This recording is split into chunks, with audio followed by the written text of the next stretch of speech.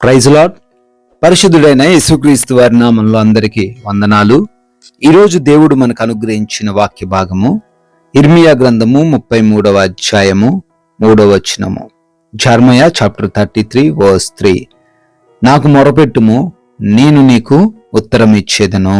Call to me and I will answer you. Hallelujah. ప్రభునందు ప్రియమైన సహోదరి సహోదరులారా, ఈ లేఖనాల ద్వారా దేవుడు చాలా క్లియర్గా సెలవిస్తున్న మాట ఏంటంటే, మీరు ఎప్పుడైతే ప్రార్థన చేస్తారో ఆ ప్రార్థనకి నేను జవాబు ఇస్తాను అని. ఈ లోకంలో చాలా మంది కూడా ఇటువంటి వాగ్దానాలు చేస్తూ ఉంటారు. నీకేదైనా సమస్య ఉంటే, నీకేదైనా ఇబ్బంది ఉంటే నాకు కాల్ చేయి, నేను నీకు హెల్ప్ చేస్తాను, నీకు నేను జవాబిస్తాను, నీకు నేను మంచి సజెషన్స్ ఇస్తాను అని అంటూ ఉంటారు. కొంతమంది దీన్ని ఒక బిజినెస్ గా కూడా మార్చుకున్నారు. ఒకవేళ కొంతమంది షేర్స్ లో ఇన్వెస్ట్మెంట్స్ పెడుతుంటే, లేదా ఏదన్నా న్యాయ సలహాలు కావాలి అంటే, లేదా ఇంకేదన్నా కావాలంటే కొంచెం ఛార్జ్ అవుతుందండి, మీకు ఒక సలహా ఇవ్వాలంటే నాకు ఇంత మనీ మీరు కట్టాలి అని కూడా అనేవారు. ఈ రోజున సర్వీసెస్ వచ్చేసాయి, చూస్తూ ఉన్నాం. కానీ దేవుడు ఇక్కడ చెప్తున్నాడు, మీరు నాకు మొరబెడితే I will give you answer. నేనే నీకు ఆన్సర్ ఇస్తాను, నేనే నీకు జవాబు ఇస్తాను.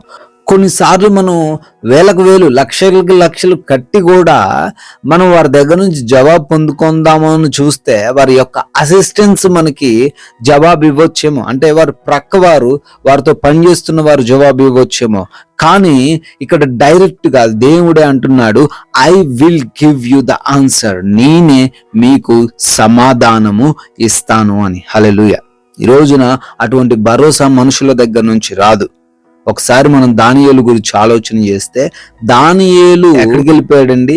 సింహాల గృహలోకి వెళ్ళిపోయాడు. సింహాల గృహలోకి వెళ్ళిపోయిన తర్వాత ఖచ్చితంగా ప్రార్థన చేసే ఉంటాడు కదా. ఆ టైంలో దానియేలు యొక్క ప్రార్థన విన్నటువంటి దేవుడు వెంటనే రిప్లై ఇచ్చాడా? ఇప్పుడు బిజీగా ఉన్నాను, రేపు పొద్దున నాకు ప్రార్థన చేయి, నేను రిప్లై ఇస్తాను అన్నాడా? మనకు అర్థమవుతుంది కదా. ఎప్పుడైతే దానియేలు ప్రార్థన చేశాడో అప్పుడే తన దూతలను అంపించి సింహముల నోటిని మూసెను అనే వాక్యం మనం దానియేలు గ్రంథంలో చూడొచ్చు. హల్లెలూయా.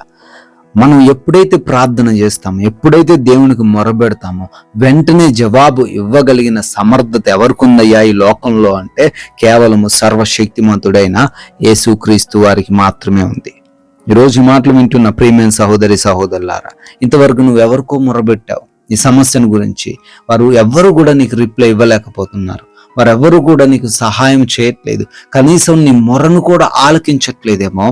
దేవుడు నేరుగా నీతోనే మాట్లాడుతున్నాడు. నాకు నీవు మొర్రపెట్టినట్లయితే నేను నీకు జవాబిస్తాను అని. ఆయన దగ్గర నెట్వర్క్ ప్రాబ్లాలు రావండి, ఆయన దగ్గర సిగ్నల్ ప్రాబ్లమ్స్ ఉండవండి, ఆయన దగ్గర డేటా అయిపోవడాలు ఉండవండి, ఆయన దగ్గర స్వార్థము ఉండదండి.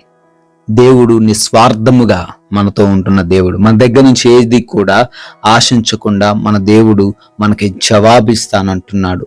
మన మొర్రకు ఆయన ఉత్తరం ఇస్తానంటున్నాడు. అయితే మనం ఒకటి చేయాలి. ఏం చేయాలి అంటే, మనం ప్రార్థన చేసేటప్పుడు లేదా మనం మొర్ర పెట్టేటప్పుడు అది యథార్థంగా ఉండాలి, నిష్కల్మషంగా ఉండాలి. మన పాపములను తొలగించుకొని మనం మొరపెట్టాలి. మనము మొరబెడుతున్నప్పుడు మన పాపము మనకి అడ్డుగోడగా ఉండకూడదు. మనం చేస్తున్న పాపం వలన మన యొక్క మొర దేవుని సన్నిధికి చేరబడకుండా ఆగిపోకూడదు అనే విషయం జ్ఞాపకం తెచ్చుకొని, ఎప్పుడైతే నువ్వు ప్రార్థన చేస్తున్నావో లేదా ఎప్పుడైతే నువ్వు మొరబెడుతున్నావో అప్పుడు ముందుగా నీ యొక్క పాపాలు, నీ యొక్క అతిక్రమములను ఒప్పుకొని దేవునికి నువ్వు మొరబెట్టినట్లయితే ఖచ్చితంగా దేవుని దగ్గర నుంచి నీకు జవాబు వస్తుంది. నీకున్న సమస్యల నుంచి విడుదల వస్తుంది, నీకున్న అనారోగ్య పరిస్థితుల నుంచి విడుదల వస్తుంది, నీకున్న వ్యాధి బాధల నుంచి విడుదల వస్తుంది. దేవుడు నమ్మదగిన వాడు గనుక నీకు ఖచ్చితంగా సహాయం చేస్తాడు, నీకు ప్రతి విషయంలో విడుదలనిస్తాడు. ఈ మాటలు దేవుడు దీవించునుగాక. ప్రార్థిస్తాను, ప్రార్థనలు ఏకీభవించండి. కృపాసత్య సంపూర్ణుడ స్తోత్రాలు, మహోన్నతుడ వందనాలు. ఎస్ లార్డ్, మొరపెట్టుము, నేను నీకు ఉత్తరమిస్తానని తండ్రి ఈ రోజున మాట్లాడి ఉన్నారు తండ్రి.